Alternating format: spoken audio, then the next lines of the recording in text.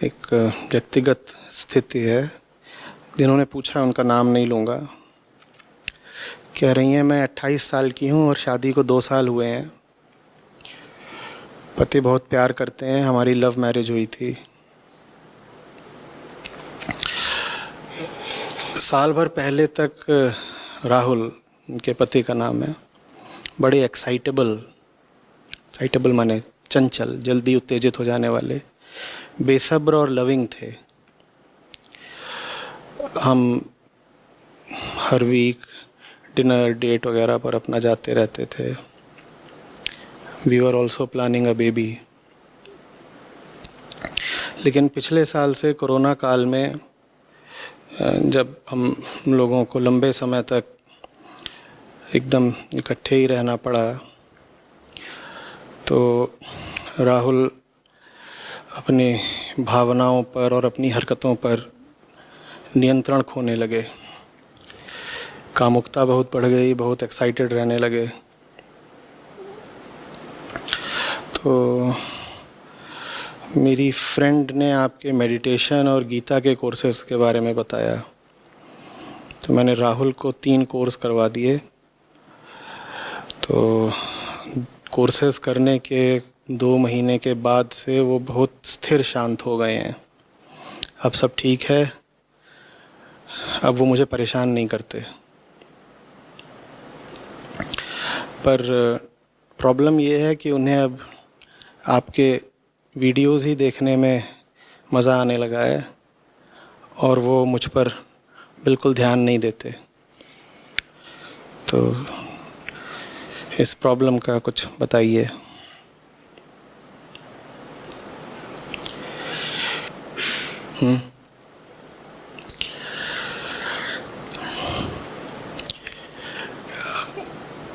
हमारा ऐसा ही है ना, हम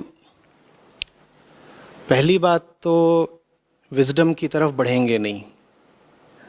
ठीक है, ज़िंदगी हमारी मज़े में चल रही है, इनकी और इनकी पतिदेव की भी सालों से मज़े में चल रही थी। दोनों में से किसी ने गीता का नाम नहीं लिया।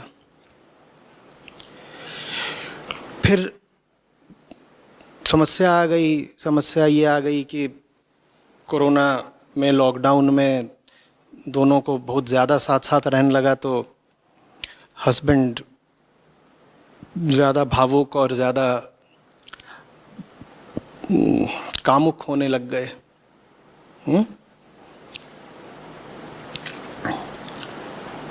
तो इस समस्या से निपटने के लिए कहा कि गीता पे और मेडिटेशन के कोर्सेज जो हैं वो करवा देते हैं इनको। ऐसे हम आते हैं गीता की ओर। और गीता से हमें बस उतना ही चाहिए जितना हमारी इच्छाओं को पूरा करता रहे। उससे कम मिले तो हम शिकायत करेंगे कि अरे गीता से तो हमें कुछ मिला नहीं। और बड़ी शिकायत और ज़्यादा शिकायत कर देंगे अगर जितना हम चाहते थे और जो हम चाहते थे गीता से उससे हमें ज़्यादा मिल जाए। कितना चाहिए था कि मेरे और मेरे पति की जो एक नियमित जिंदगी चल रही है, जैसी एक किसी भी साधारण दंपति की होती है, वैसी ही चलती रहे। पति बहुत ज़्यादा एक्साइटेबल ना रहे, बहुत ज़्यादा कामुक ना रहे, बहुत ज़्यादा ना रहे, संतुलन रहे। लेकिन अब गीता तो गीता है। कृष्ण आपसे पूछ कर तो अपना काम करेंगे नहीं। गीता ने अपना काम कर दिया।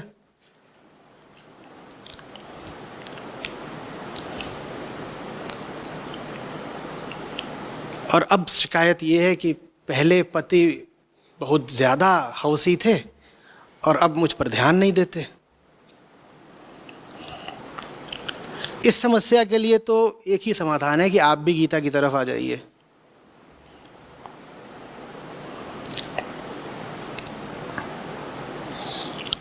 जोड़े जब भी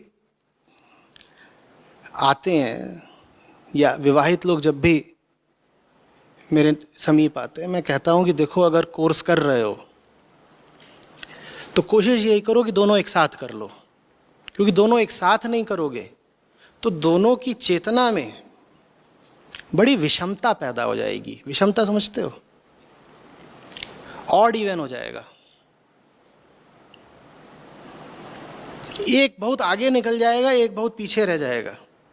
एक दूसरे से फिर बातचीत करना थोड़ा विचित्र सा लगेगा, क्योंकि ये ज्ञान ऐसी चीज नहीं होती है जो एक सूचना बन के आपके पास आ गया कि हाँ हाँ मुझे भी अब गीता के ये 18 श्लोक पता है तो ठीक है। नहीं, ये जिंदगी बदल देता है।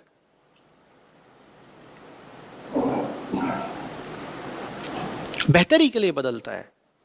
लेकिन जिस इंसान को आप पहले जानते थे उसको ये वैसा नहीं छोड़ेगा जैसा कि वो पहले था। बंदा ही दूसरा हो जाएगा। और डरिए नहीं, बंदा बहुत बेहतर हो जाएगा। दिक्कत यह है कि हमें कई बार बेहतर से बेहतर लगता है परिचित। मतलब समझो,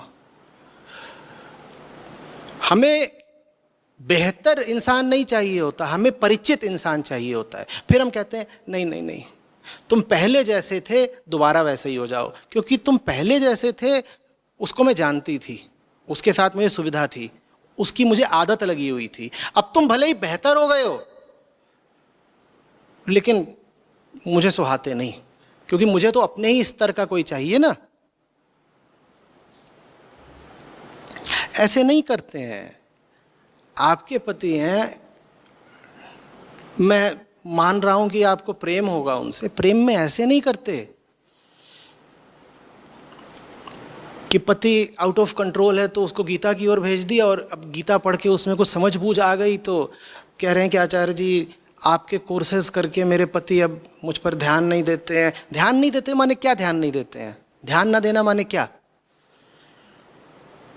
कि पहले की तरह जंगली बर्ताव नहीं करते हैं, कूद नहीं पड़ते तुम्हारे ऊपर, और कूद पड़े तो कुत्ता, और ना कूदे तो बेवफा।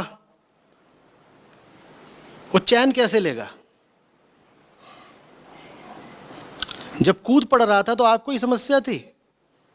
और इन्हीं शब्दों में पत्नियां अक्सर पतियों को संबोधित करती हैं, कुत्ता।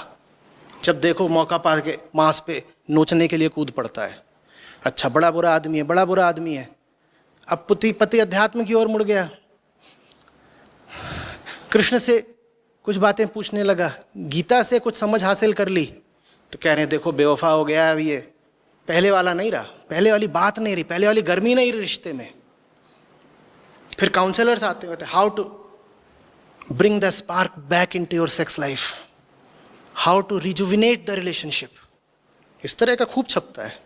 वो यही है, पति ने गीता पढ़ ली है, पत्नी ने उपनिषद पढ़ लिए हैं। मेरा आशय बिल्कुल नहीं है कि जो गीता पढ़ लेगा, उपनिषद पढ़ लेगा, उसका अपने साथी में इंटरेस्ट या उसकी रुचि समाप्त हो जाएगी। ऐसा नहीं होता बाबा।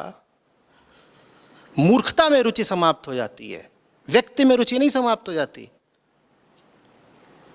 अगर वाकई उन्हें गीता समझ में आई है, अभी मैं ये बस मेरा मान्यता एजम्पशन है कि उन्हें समझ में आ गया है मेरा कोर्स, अगर वाकई उन्हें गीता समझ में आई है तो गीता कहीं से संसार से भागने का संदेश नहीं देती है। गीता ये नहीं कह रही है कि अब पत्नी है तो उसको छोड़ दो, उसको देखो मत। हाँ, गीता इतनी अक्ल जरूर पैदा कर देती है कि कौन सी चीज काम की है, कौन सी चीज व्यर्थ है। मूर्खताओं के प्रति एक अरुचि पैदा कर देती है गीता, पत्नी के प्रति नहीं पैदा कर देती है रुचि। हाँ, पत्नी अब मूर्खता पे मूर्खता कर रही हो तो पति फिर क्या करेगा? मैं जानता नहीं हूं आपके घर में क्या चल रहा है, मैं आपके और आपके पति के बीच समीकरण क्या वो भी नहीं जानता।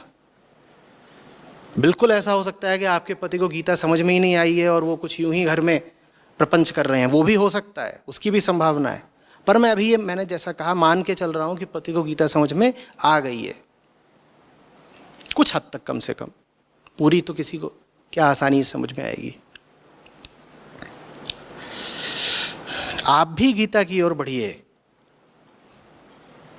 और ये संतुलन वगैरह बहुत व्यर्थ के शब्द हैं।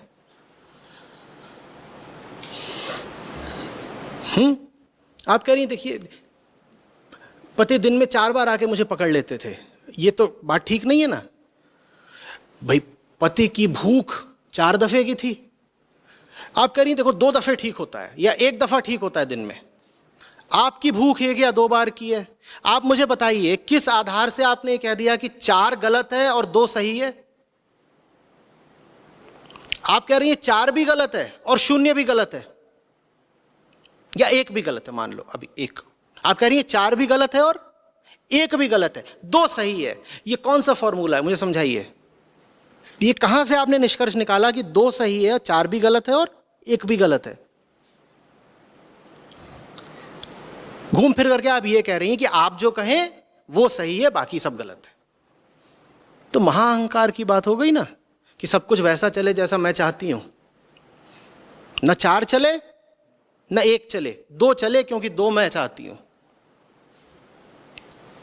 ये क्या बात है।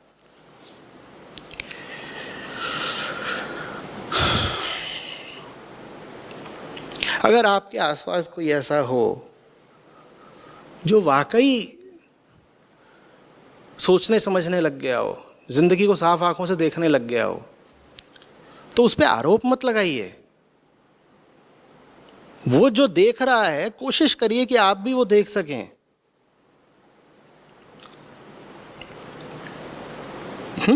कई बार ऐसा गीता इत्यादि ग्रंथों को पढ़कर होता है, कई बार बिना पढ़े भी हो जाता है। 13-14 साल का मान लीजिए लड़का है, लड़की है घर में, वो ऐसे ही अपना टीनेजर की तरह, किशोर की तरह घूम रहा है, कुछ नहीं, उसको सोचना समझना नहीं, मज़े इधर उधर घूम रहा है। फिर उम्र बढ़ी, कुछ अनुभव हुए, कॉलेज में गया, कुछ चीज़ें देखी समझी, उसकी सोच का दायरा बढ़ा, तो उसने कुछ नई बातें घर पे करनी शुरू की। उसको दोष देना मत शुरू कर दो कि ये तूने कौन सी नई बातें करनी शुरू कर दी हैं, ये तू क्या कह रहा है। वो जो कह रहा है उस पर गौर तो करिए।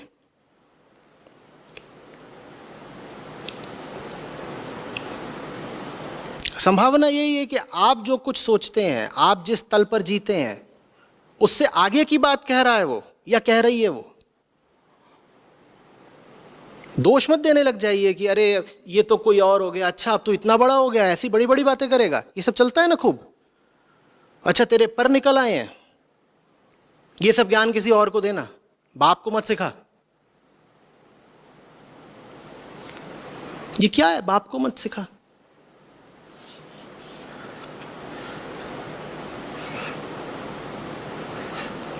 वो एक बोला किसान को धान और बाप को ज्ञान नहीं बताते। वो कुछ और था पर मैं ऐसे बता रहा हूं। ये क्या है, ये कौन सा मुहावरा गढ़ा है।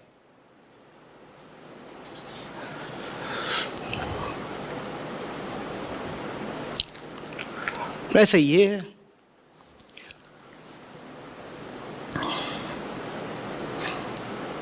और पति जब तक कामुकता में भर के पत्नी के पीछे पीछे लार टपकाता घूम रहा हो, तब तक परेशानी तो है लेकिन एक सुख भी है। मेरा पति कुत्ता है और उसकी मेरे हाथ में है। मैं अपने पति को पकड़ करके उसका पट्टा घुमाती रहती हूं। अब गड़बड़ हो गई है। इस पूरी इतनी लंबी चौड़ी कहानी में आपने कहीं नहीं लिखा कि आपको भी गीता से, बोध से, विजडम से कोई सरोकार है। क्यों? आप यहां बीच करें। मेरी फ्रेंड ने मुझे आपके, माने आचार्य प्रशांत के मेडिटेशन और गीता के कोर्सेज के बारे में बताया। तो जो फ्रेंड ने बताया उसने ये भी बताया कि आचार्य प्रशांत के जो कोर्सेज हैं वो सिर्फ पुरुषों के लिए होते हैं, या सिर्फ पतियों के लिए होते हैं, या सिर्फ कामुक लोगों के लिए होते हैं? उसने ये भी कहा था क्या कि आप नहीं कर सकती वो कोर्स, आपने खुद क्यों नहीं किया? पति को ही क्यों एनरोल कराया, आप क्यों नहीं आई? और पति जब लॉगिन करते होंगे उनके बगल में ही बैठ के कर लेती।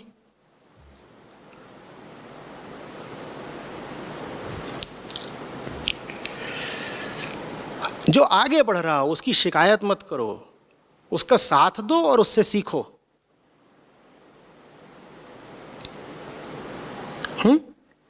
और बार बार पुरानी स्थितियों की, अतीत की दुहाई मत दो कि पहले तो ये ऐसा होता था अब ये ऐसा हो गया।